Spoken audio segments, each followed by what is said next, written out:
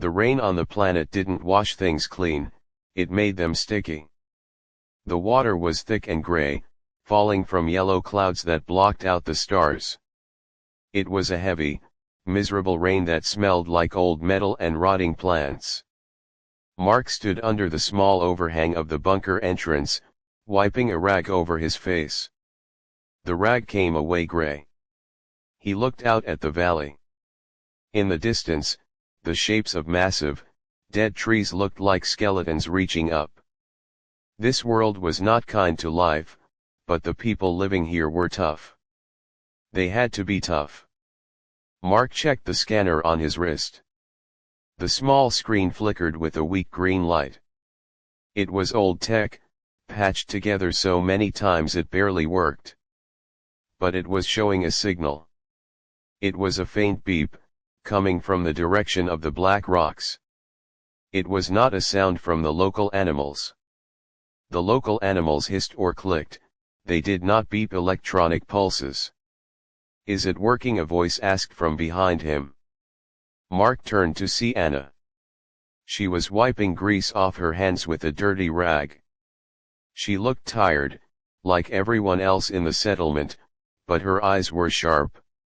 Anna was the one who kept the lights on and the air filters running. She was smart, smarter than the old books she read. "It is working," Mark said. He tapped the screen. "There is something out there. Something metal. It came down last night during the storm." Anna stepped out into the rain, ignoring the cold drops hitting her hair. She looked at the scanner. "A ship?" "Maybe," Mark said. "Or a piece of a satellite. But it is big. If it has metal, we need it. The water filter in Sector 3 is dying, Anna. If we don't get new copper coils, people are going to get sick." Anna nodded. She knew how bad things were. They were always running out of something. Food, water, air filters, or medicine. Life on this rock was a constant fight just to stay alive for one more day. "We should go now," she said. "If the scavengers from the southern caves find it, they will take it and sell it for food." Mark whistled loud and sharp. Two men came out from the shadows of the bunker. One was Ben, a young man who was fast and good at climbing. The other was Tom, who was big and carried a heavy wrench. They were the best team Mark had. "Get your gear," Mark ordered. "We are going hiking." The group moved out of the bunker and into the gray wasteland. The ground was soft and muddy, pulling at their boots with every step. They wore thick suits made of animal skins and synthetic scraps to protect them from the toxic air. The silence was heavy. The only sounds were their boots squelching in the mud and their own breathing. As they walked over the black rocks, the signal got stronger. The beeping on the scanner became a solid tone. They reached the top of a ridge and looked down. In the middle of a crater lay a silver shape. It was long and sleek, nothing like the rusty, square machines the humans built. It looked like a silver needle stuck in the mud. Steam was rising from the back of it, mixing with the rain. Mark held up his hand for them to stop. "Stay low," he whispered. They crawled down the slope, keeping their bodies close to the wet ground. Mark had his weapon ready. It was a simple kinetic rifle, firing solid metal slugs. It was reliable. As they got closer, they saw that the silver hull of the object was scorched. It had crashed hard.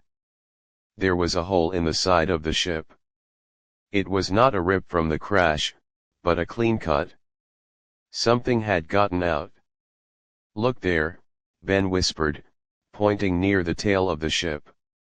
Lying on the ground a few feet away from the ship was a creature. It was tall and thin, with skin that looked like green scales. It wore a shiny black suit that seemed to glow slightly. The creature was not moving. Mark crept closer, his finger on the trigger of his rifle. He checked for breathing. The creature's chest was moving, but it was shallow and ragged. It was hurt bad. Mark signaled for Anna to come forward. She approached carefully, sliding her backpack off her shoulders. She knelt beside the alien creature. She had never seen a being like this before. The stories said that long ago, humans lived among the stars, but those stories felt like fairy tales. Now, looking at this being, the fairy tales felt real. "Is it alive?" Tom asked, gripping his heavy wrench tight. "Yes," Anna said softly. She touched the creature's shoulder. It felt cold. "But its pulse is weak."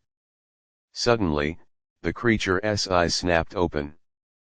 They were large and black, like pools of oil. It hissed, a sound that sent a shiver down Mark's spine. The creature tried to scramble back, its long claws digging into the mud. It looked at the humans with pure fear. It did not see them as people, it saw them as monsters. "It is afraid," Anna said. She held up her hands, showing she had no weapon. "We want to help." The creature hissed again. It reached for a belt on its waist. Ben jumped forward, ready to tackle it, but Mark stopped him with a gesture. The creature pulled a small, pistol-like device from its belt. It pointed it at them, but its hand was shaking. The weapon glowed with a faint blue light. Mark didn't flinch. He stepped closer, looking right into the alien's black eyes. He did not see a threat. He saw a dying animal. "You are hurt," Mark said, his voice calm and hard. "You crashed. We are not going to hurt you." The creature seemed confused. It looked at the primitive weapons the humans held. It looked at their dirty clothes and their tough, scarred skin. It mumbled something in a language that sounded like glass breaking. Anna pointed to her scanner, then to the creature. "Medical aid," she said slowly. The alien lowered the weapon slightly. It was in pain. Its breathing was getting worse. The crash had broken its internal organs, and the toxic air of the planet was burning its lungs. It coughed, a wet, terrible sound. Green blood dripped from its mouth. Anna opened her medkit. She took out a spray. It was a simple medicine for pain and infection. She sprayed it on a visible wound on the creature's leg. The creature flinched, then relaxed slightly. It looked at Anna with surprise. Maybe it expected them to eat it? "What do we do with it?" Ben asked. "We can't take it back to the bunker. The council will go crazy. We take what we need from the ship first," Mark decided. "Then we see if it lives." Mark turned his attention to the ship. He walked toward the open hatch. Tom followed him. Inside, the ship was high-tech. Everything was smooth and clean. There were no wires or rust. Mark found a panel near the pilot's seat. He opened it with his knife. Inside, there were small, glowing chips. "Look at this," Tom said. "It is lighter than plastic but stronger than steel." Mark pulled out a small box. It looked like a power core. If they could get this working, they could power the whole settlement for a year. He tucked it into his pack. "Take everything you can carry," Mark ordered. "Copper, gold, anything shiny." Back outside, the alien's condition was getting worse. It was fading fast. Its vision was blurring. It realized it was not going to survive. It looked at the humans again. In its final moments, its racial memory kicked in. This species. The rough skin. The aggressive stance. The eyes that did not look away. The alien accessed its ship's computer remotely with a weak thought. It had to report this. It had to warn them. The ship's beacon was damaged, but the emergency subspace transmitter was still active. With the last of its strength, the alien typed a code into a device on its wrist. It was a distress signal. But it was not asking for help for itself. It was a warning label. Sector 9 Graveyard. Containment breached. Species, humans. Status, active. The alien's hand dropped to the mud. Its eyes went dull. The light in its chest armor flickered and died. The rain continued to pour, washing the green blood away. Anna stood up and looked at Mark. "It is dead," she said. Mark nodded. He felt a strange mix of emotions. Pity for the creature, but excitement for the tech they found. "Then we finish up," he said. "Grab the weapon it had." Anna picked up the alien pistol. It was heavy and cold. She looked at the complex design. "I have never seen a power cell like this," she said. "Mark, this isn't just a scout ship. This tech is way beyond anything the southern caves have." "That means there is more out there," Mark said, looking up at the gray sky. "This came from the stars.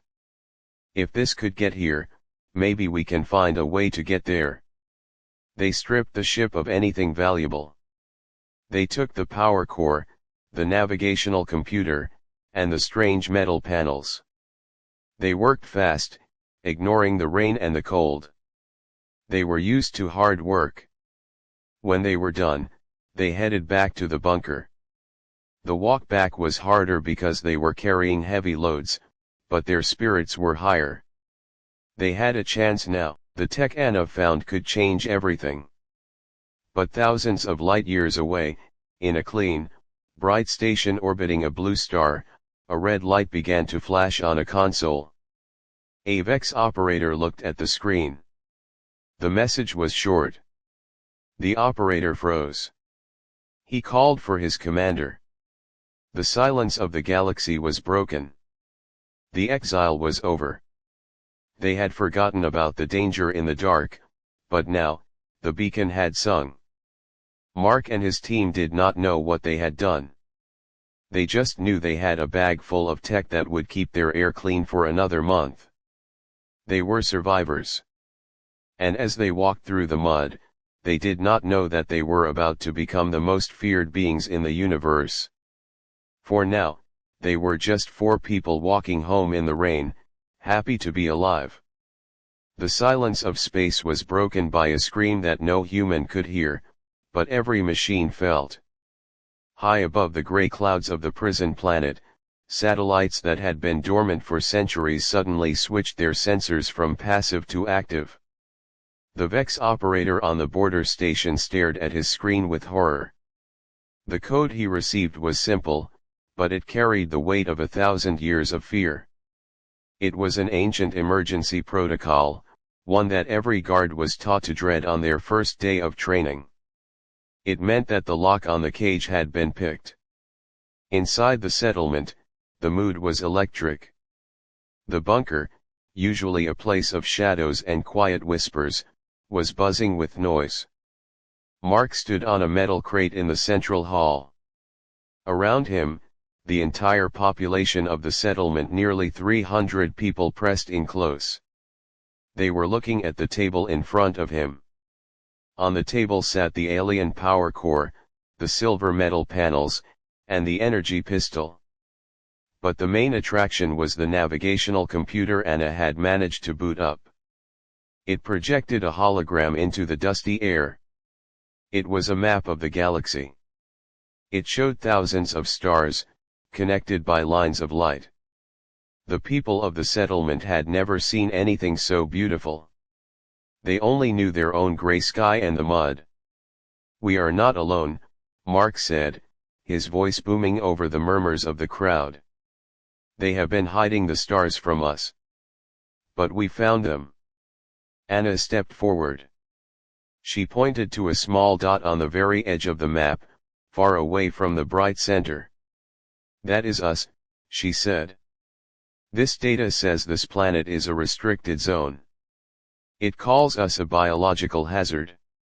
They didn't exile us because we did something wrong. They exiled us because they were scared of us. A man in the back shouted, "Let them be scared. Look at what they have. We are living in the mud while they fly through the stars." The crowd cheered. It was an angry cheer. These were people who had lost children to the toxic rain and parents to starvation. To find out that there was a whole universe out there that had thrown them away like trash made a fire burn in their hearts. They did not want to hide anymore, they wanted to take what was theirs. Mark raised his hand for silence. "We cannot fly this ship yet. The drive is damaged." "But Anna says she can fix it." Anna nodded. "I need the main reactor from the old mining outpost. It has enough power to jumpstart the alien engine. If we can get that, I can make this ship fly." "We will get it," Mark said. "Ben, Tom, get your teams ready. We move out in 1 hour." While the ground teams prepared to strip the old mining outpost for parts, Anna worked in the lab. She had the alien pistol apart on her desk. It was fascinating. The technology was elegant, almost too delicate. It relied on specific frequencies and energy locks. It was designed to be precise. "It is too complicated," Anna muttered to herself. She connected a wire from her own crude computer to the pistol's circuit board. She tried to upload a command. The alien tech rejected it, putting up a firewall of bright red code. "You have rules," she said. "You don't like it when I push you." She smiled. "I am not like you. I don't follow rules." She started typing a new program. It was not elegant. It was not precise. It was a brute force code. It was like trying to open a door by smashing it with a hammer instead of using a key. She hit enter. The alien pistol sparked, smoked, and then accepted the code. The energy output doubled, becoming unstable but much more powerful. It would burn out faster, but it would hit harder. That was the human way. 3 days later, the mining reactor was dragged to the crash site. The settlement had worked tirelessly, driven by a new hope. They welded the heavy, clunky human reactor onto the sleek silver alien ship. It looked ugly. It looked like a monster bolted to a sports car. But it worked. Ben climbed into the pilot's seat. The cockpit was shaped for a tall, thin Vex, so Ben, a stocky human with broad shoulders, barely fit. He had to wedge his knees against the console. "This is tight," he said over the radio. "Just fly it, Ben," Anna said, sitting at the engineering station behind him. "The computer interface is linked to your helmet. Just look where you want to go." The engines roared to life. The sound was deafening, shaking the trees and sending birds fleeing into the sky. The ship hovered, the left side sagging slightly under the weight of the human reactor. Then, slowly, it pointed its nose upward. "Here we go," Ben said. He pushed the throttle. The ship shot up like a bullet, piercing the thick clouds and breaking into the void of space. For the first time in history, a human saw the sun without the yellow filter of the atmosphere. It was blindingly bright. Then, Ben looked down. He saw the planet. It was a ball of brown and gray, swirling with toxic storms. It looked dead. "We really lived in that dump," Ben whispered.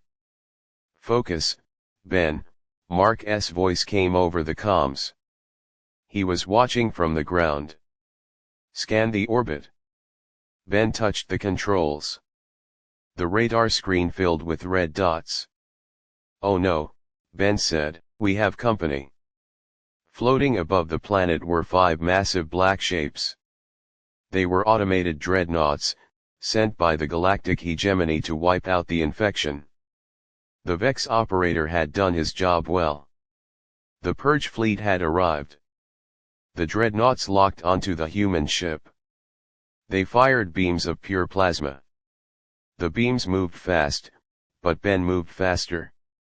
He didn't use the computer to dodge, he used his gut. He jerked the stick left and slammed the throttle down. The ship spun wildly, avoiding the first beam by inches. The second beam grazed the shield, causing the whole ship to shudder. "The shields are holding, but barely," Anna yelled. "They are too strong. We can't fight them with this ship." "We don't have to fight," Mark said over the radio from the ground. "They are machines." "Tom, did you upload the package?" "Ready and waiting," Tom replied from the bunker's comm station.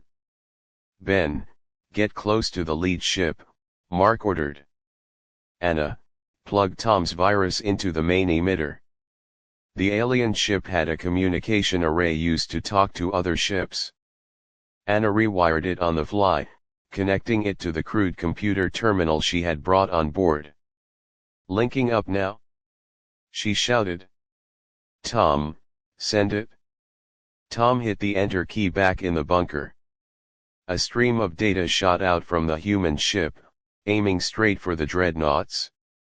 It was not a smart virus. It was a flood of garbage data, millions of terabytes of random noise, logic loops, and aggressive error messages. It was a digital riot. The dreadnoughts had advanced AI, but they were designed to fight precise battles. They were not designed to handle chaos. The moment the human virus hit their systems, they froze. They tried to process the data, found it made no sense, and shut down to protect their cores. One by one, the massive black ships went dark. Their lights flickered off, and they began to drift in the silence of space. Ben stared at the screen, his mouth open. Did we just kill them?" "We hacked them," Anna said, laughing. She couldn't help it. The stress broke. "We turned off their brains." On the ground, the people in the settlement were watching the screens Tom had rigged up. They saw the massive enemy ships go dark. A roar went up from the bunker. It was a primal sound. It was the sound of a prey animal realizing it had claws. Mark looked up at the sky, a smile slowly spreading across his face. The galaxy had sent its best monsters to keep them in a cage. And the humans had just broken their toys with a wrench and a few lines of bad code. "Ben, come back home," Mark said into the radio. "We have work to do. We just proved they are not gods. They are just machines. And we know how to break machines." The silver ship turned around and began its descent. It was no longer just a scavenged wreck. It was a trophy. The humans down below didn't know it yet, but this was the start of a war. And for the first time in history, humanity was on the offensive. They were exiled no more, they were awake, and they were angry. The crash site was no longer just a hole in the ground, it was a factory. The muddy valley echoed with the sounds of hammers hitting metal and the roar of furnaces. The dead alien dreadnoughts were drifting in space, waiting to be harvested, but the humans had to learn how to reach them first. The silver ship Ben had flown was brought back down carefully. It was studied like a holy text. Anna and her team of engineers slept under the wings of the ship, waking up only to eat and work. They learned fast. The Vex technology was clean and efficient, but it was also fragile. It broke if you pushed it too hard. The human approach was different. They took the alien hyperdrive engine, which was small and delicate, and wrapped it in a casing of thick steel plates salvaged from the mining equipment. They used heavy bolts instead of glue. It looked ugly, but it was strong. It was a perfect mix of alien speed and human toughness. Within 2 weeks, they weren't building one ship anymore. They were building 6. They used the hulls of old mining shuttles and attached the engines from the scavenged alien fighters. They weren't pretty. They were jagged, bulky ships that leaked steam and rattled when they moved, but they could fly faster than light. Mark stood on a platform overlooking the dry dock. He watched as a team of welders attached a massive railgun to the side of a ship named the Hammer.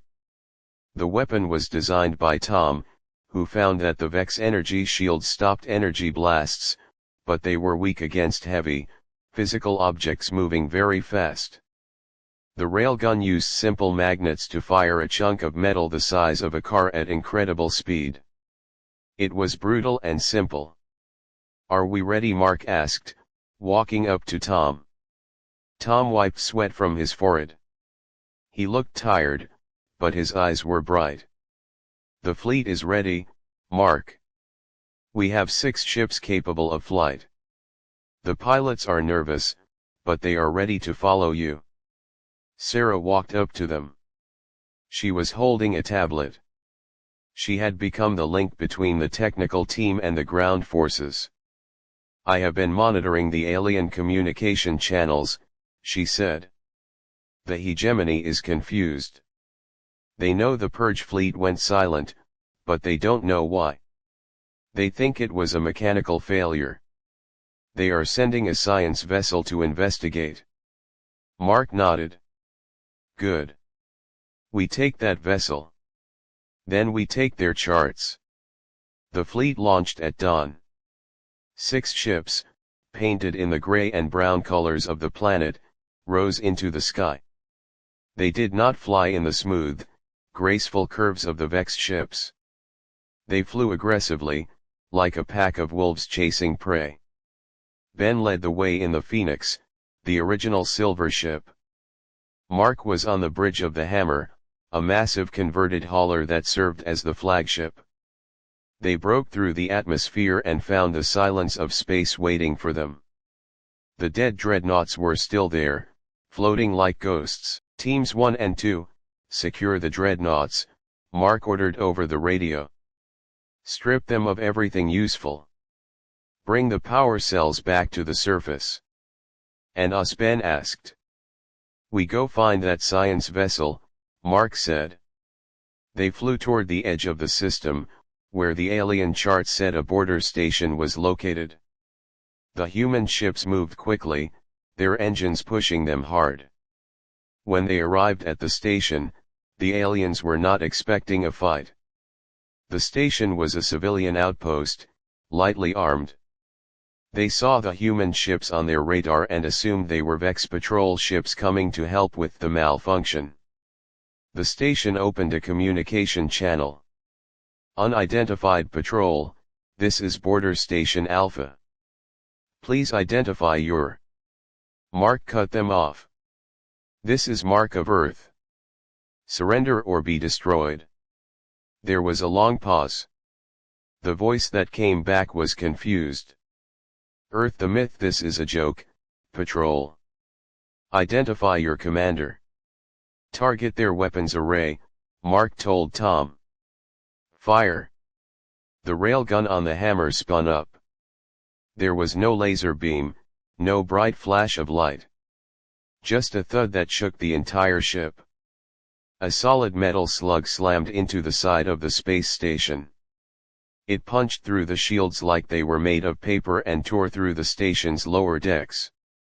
Explosions bloomed in the silence of space. "Target disabled," Tom said calmly. "Shall I fire again?" "No," Mark said. "Prepare a boarding party." The humans didn't use teleporters or fancy shuttles to board. They literally docked the Hammer directly against the station's hull, crushing the airlock. The explosion breached the wall. The station's automatic defenses fired, but their lasers just bounced off the thick armor of the human ship. Mark, Ben, and a team of 20 Marines wearing spacesuits stormed into the station. The aliens inside were scientists and bureaucrats. They had never seen a fight before. They were tall, thin creatures with soft skin and large eyes. They froze when they saw the humans. The humans looked different from the Vex. They were shorter, broader, and moved with a scary intensity. Down on the ground. Mark yelled. Now. The aliens scrambled to obey, tripping over their own robes. They were terrified. These weren't the civilized Vex they knew. These were the savages from the bedtime stories. Sarah stayed on the bridge to hack the station's computer while the Marines secured the area. She plugged her tablet into the main console. She didn't need to be an expert hacker, the aliens used passwords that were based on logic and order. She simply tried every combination she could think of until she got in. It took her 3 minutes. She found the galactic maps. She found the history files. And she found the truth. Mark, she said over the radio, her voice shaking. You need to see this. Mark walked into the command center a few minutes later, wiping alien dust off his armor. He looked at the screen Sarah was pointing at. It was a video file, thousands of years old. It showed a meeting of the different alien races. They were signing a document called the Exile Pact. Play it, Mark said. The video showed an ancient historian speaking. The species known as humanity is too dangerous to coexist with. They do not follow the natural order. They adapt too quickly. They breed too fast. They fight too hard. We cannot defeat them in war, for they become stronger the more they fight. We must trap them on their home world and erase them from history. Mark watched the screen with cold eyes. So, they weren't criminals. They were the winners that the galaxy was too scared to fight fairly. The galaxy had ganged up on them and locked them away because they couldn't win a straight fight. They were scared of us, Mark said. He let out a short, dark laugh. They trapped us because they knew we were better. The files also show the locations of their shipyards, Tom said, looking at the data. They have a huge fleet, but it is spread out to guard the borders. They rely on automated systems because they hate war. Mark turned to his team. We don't want to destroy the galaxy. We just want our place in it. But if they want a war, we will give them one they can't handle. He looked at the map of the galaxy. There were thousands of stars, millions of planets. And there was humanity, stuck on one little rock at the edge. No more. Send a message to all ships, Mark ordered. We are not going back to the mud. We take the resources we need. We take the ships we need. And we push toward the core. We are going to meet the people who locked us up. The fleet didn't stop. They used the charts they stole to jump to the next system. It was a system full of asteroids where the hegemony mined materials.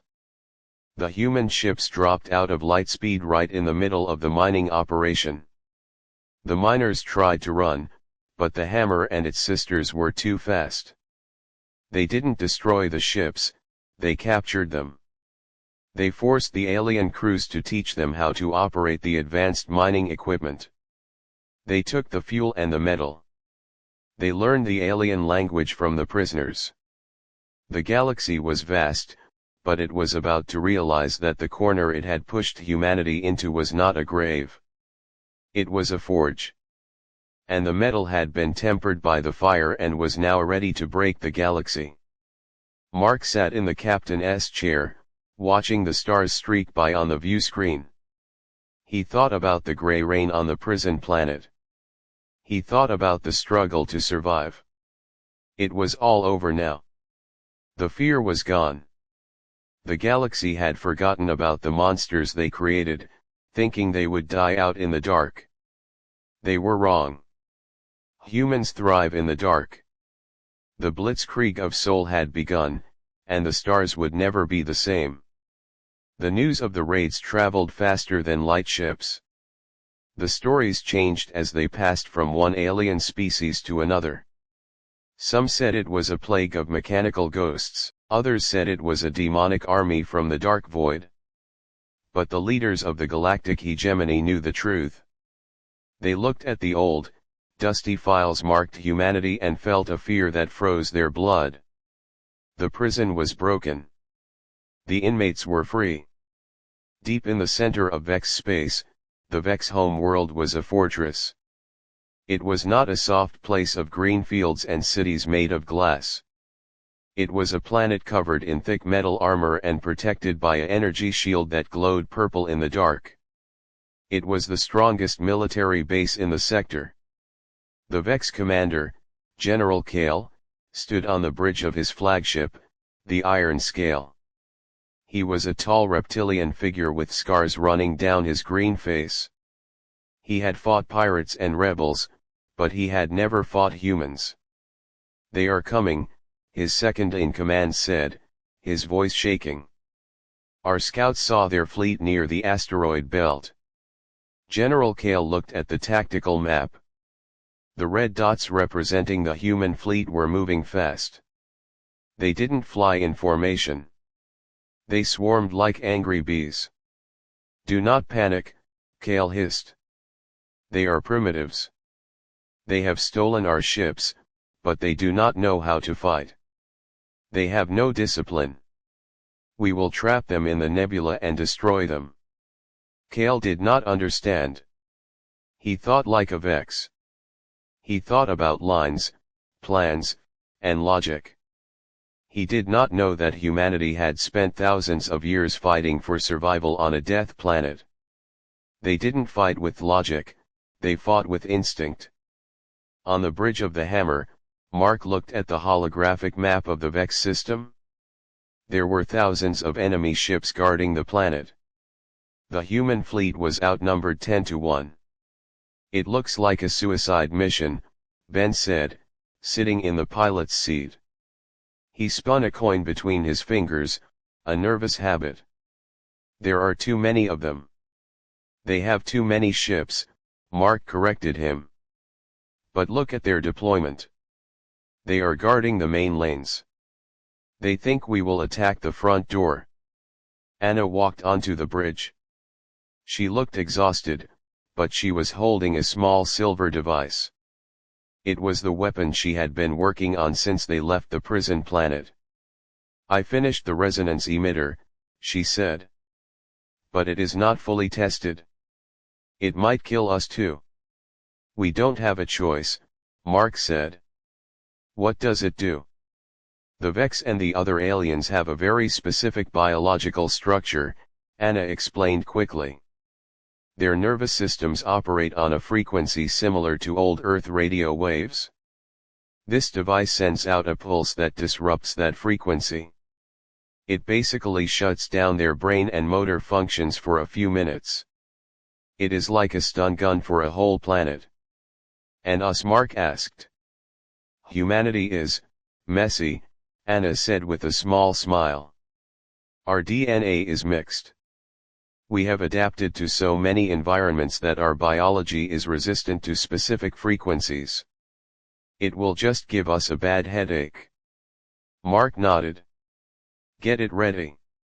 Tom, bring the fleet in close. We aren't attacking from the front, we are jumping into the middle of their formation." The human fleet engaged their hyperdrives. For a second, space blurred. Then, they materialized right in the middle of the Vex formation. It was a crazy maneuver. The Vex commanders screamed in surprise. Their ships were facing outward, expecting an attack from the edge of the system. Now, the humans were behind them. "Fire everything!" Mark yelled. The human ships didn't use the elegant energy beams of the Vex. They used railguns, missiles, and simple explosives. They targeted the engines, the bridges, and the fuel lines of the Vex ships. The Vex tried to turn their ships around, but they were too slow. The human ships were small, fast, and hit hard. General Kale. We are taking heavy damage. The second in command shouted on the Vex bridge. They are using obsolete weapons.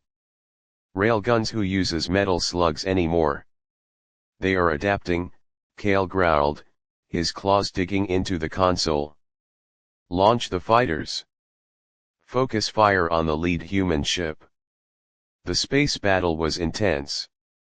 Plasma beams crossed paths with solid metal slugs. Human ships were hit and vented air, but they kept fighting. When a human ship was too damaged to fly, the pilot didn't retreat. He aimed his ship at a Vex cruiser and accelerated, using his ship as a missile. The Vex were horrified. They could not understand a soldier who was willing to die just to destroy an enemy ship. They are animals. Kale roared. Destroy them all. Activate the emitter. Mark shouted. Anna flipped the switch on the silver device. A wave of invisible energy washed out from the hammer. It passed through the human ships, giving the crews a sharp, splitting headache. Mark winced and grabbed his head, but he stayed standing. On the Vex ships, the effect was catastrophic. The Vex pilots slumped over their controls. The bridge crew of the Iron Scale fell to the floor, twitching. The fighters flew blindly, crashing into each other or drifting into space. The whole Vex fleet suddenly went silent. It worked, Tom said, watching the screens. They are disabled. Mark grabbed his radio. All ground teams, go. Now. The drop ships launched from the human carriers. They headed straight for the Vex home world. The planet's automated surface defenses fired at them, but without live operators, the targeting systems were easy to trick. The dropships crashed through the trees and into the main plaza of the Vex capital. Eric led the charge. He was the commander of the ground forces. He wore a heavy suit of armor built from scrap and alien metal. He jumped out of the ship before it even landed. He hit the ground running, his assault rifle spitting bullets. The Vex soldiers on the ground were still recovering from the pulse. They were stumbling around, holding their heads. They were easy targets for the human marines. The humans fought with a ferocity that the galaxy had never seen. They didn't take prisoners. They didn't stop until the enemy was down. General Kale managed to stumble to his feet. He injected himself with a stimulant to fight off the effects of the pulse. He watched on the security cameras as human soldiers marched through his city. They didn't look like conquerors. They looked like they were taking back what was stolen. Retreat, Kale whispered to himself. He looked at his second in command, who was still twitching on the floor. We have to warn the Corps. Kale ran to the escape pod. He launched away from the dying fleet, leaving his people behind. In the center of the plaza, Eric stood on top of a Vex tank. He pulled a flag from his backpack. It was a simple piece of cloth, dark blue with a red planet in the center. He jammed it into the turret of the tank. Secure the area. Eric yelled. Mark, the city is ours. Mark's voice came over the radio. Good work, Eric. Hold the position. We are taking their factories. The humans didn't just stop at winning the battle. They immediately began to take everything. They loaded the Vex factories with their own engineers. They started fixing the damaged ships. They took the fuel, the food, and the weapons. They were like locusts, but locusts that knew how to build. Anna stood on the bridge of the captured Vex flagship. She looked at the stars on the view screen. "The path to the core is open," she said. "There is nothing left between us and the galactic capital." Mark walked up beside her. He looked at the empty captain's chair. It was made for a reptile, not a human. He sat down anyway. It was comfortable. "They thought they could bury us," Mark said. "They thought the mud would kill us. They didn't know that the mud makes you strong." The Vex fleet was not just destroyed, it was absorbed. The human ships now flew alongside the captured Vex vessels, a weird mix of styles and technologies. It was a ragtag armada, but it was powerful. Ben looked at the radar. "We have a transmission coming from the galactic capital," he said. "It is a video request." Mark smiled. It wasn't a nice smile. It was the smile of a predator that had finally caught its prey. "Put it on screen," he said. The screen flickered. A frightened alien diplomat appeared. "Wait. Do not advance. We can talk about this. We can make a deal." Mark leaned forward. "We are done talking," he said. "We are done hiding. Get out of our way." The screen went black. The human fleet turned its nose toward the center of the galaxy. They had defeated the strongest border force in a single day. The legends were true. Humanity was not just back. They were angry. And they were just getting started. The galaxy was about to learn a very hard lesson. The center of the galaxy was a place of beauty. Here, the stars were close together, bathing the planets in a constant, soft light. The capital world of the galactic hegemony was a paradise. There were no toxic storms, no gray skies, and no mud. The cities were made of glass and light, floating in the air. The people lived long, peaceful lives. They had forgotten about war. They believed that their automated drones and their treaties kept them safe forever. But today, the sky was not blue. It was filled with smoke. The human fleet had arrived.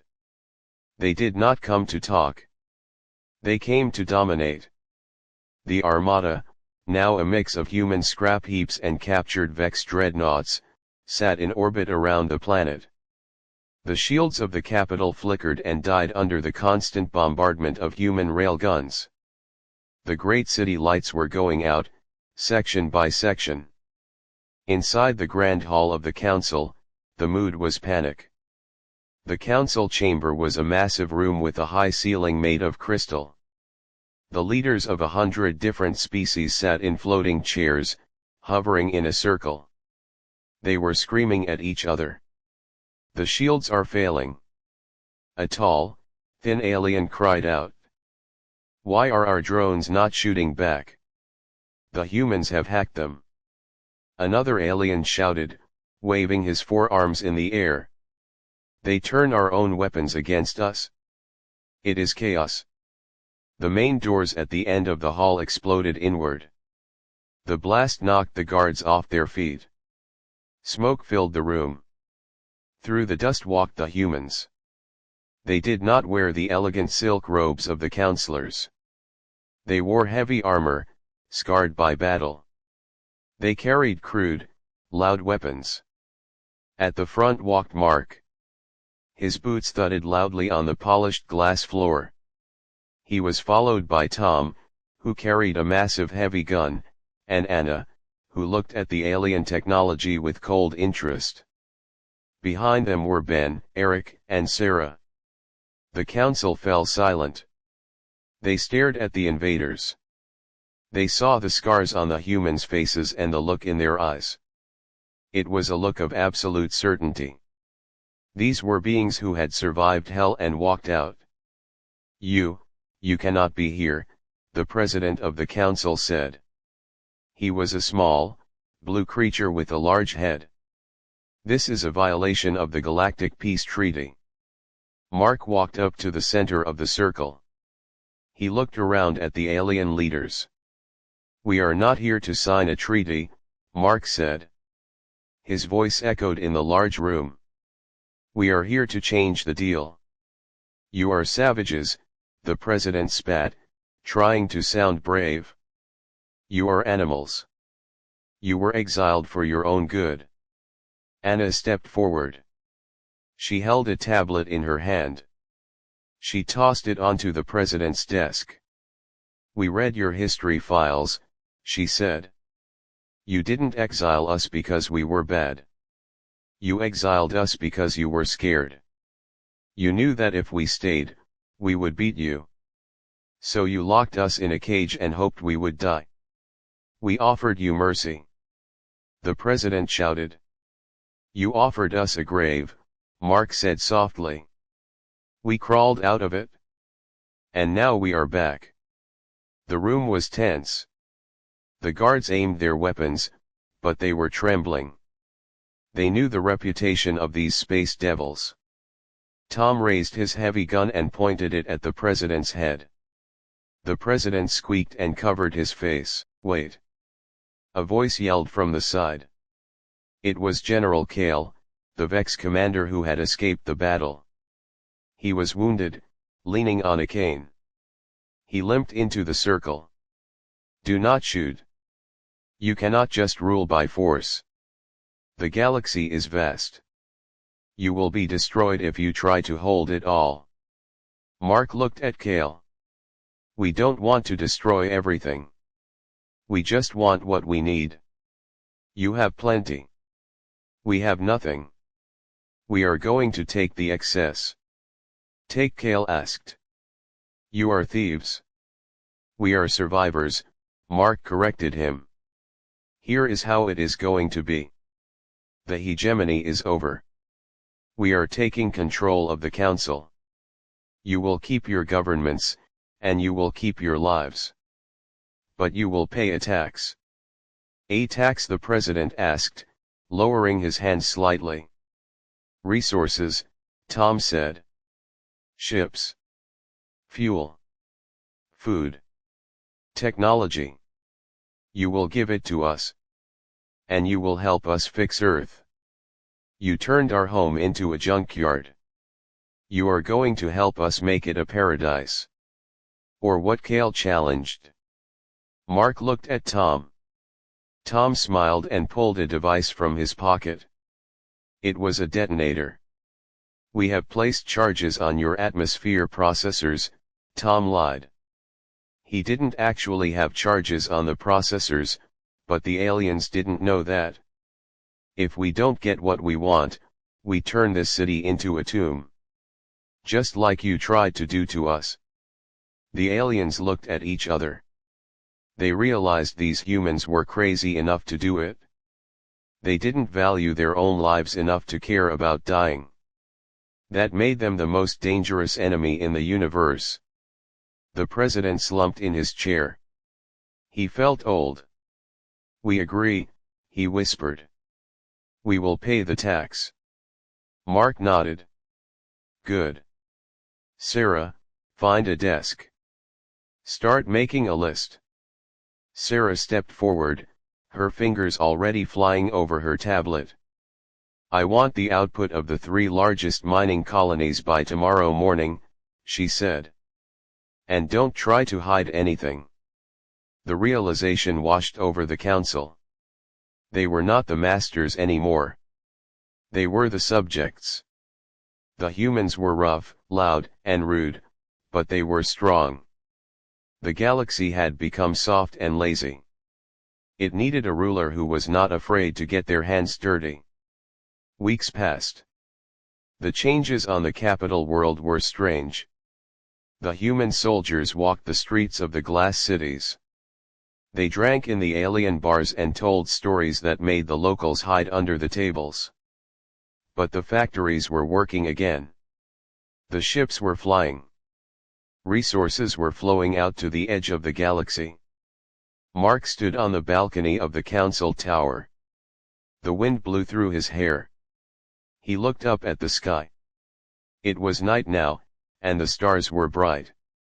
Anna walked out to join him. She held 2 glasses of alien wine. She handed one to Mark. "It is beautiful," she said, looking at the city lights. "I never thought I would see something like this." "It is too clean," Mark said, taking a sip. "It needs some dirt." Anna laughed. "Well, Earth is getting fixed. The engineers say they can scrub the atmosphere in 5 years with the tech we took. We can go home soon." "Home," Mark said. He thought about the gray rain and the bunkers. "I don't think we can go back to living in the mud, Anna. Not after seeing this." "Then we make Earth like this," Anna said. "Or better. We do it our way." Mark nodded. He looked at his reflection in the glass window. He wasn't just a scavenger from a dead planet anymore. He was the leader of a galactic empire. The humans had been exiled and forgotten. They had been thrown away like trash. But trash doesn't stay trash forever. It can be used to build something new. Something strong. The galaxy had feared the old humanity. They feared the anger and the aggression. But they hadn't seen anything yet. The humans who returned were not the same ones who left. They were harder. They were smarter. And they were united. Mark raised his glass to the stars. "To the new order," he said. "To humanity," Anna replied. Down in the streets below, the bells of the city began to ring. It was not a ring of mourning. It was the sound of a new era. The other species looked up at the tower where the humans stood. They were afraid, yes. But for the first time in a long time, they also felt a strange sense of relief. The universe was chaotic and dangerous. It needed a monster to keep it safe. And now, the monsters were in charge. Mark turned and walked back inside. There was still work to do. There were lists to check and ships to build. The humans had emerged from the darkness, dominating the galaxy, and they weren't going to let it go. The forgotten were now the ones who would be remembered forever.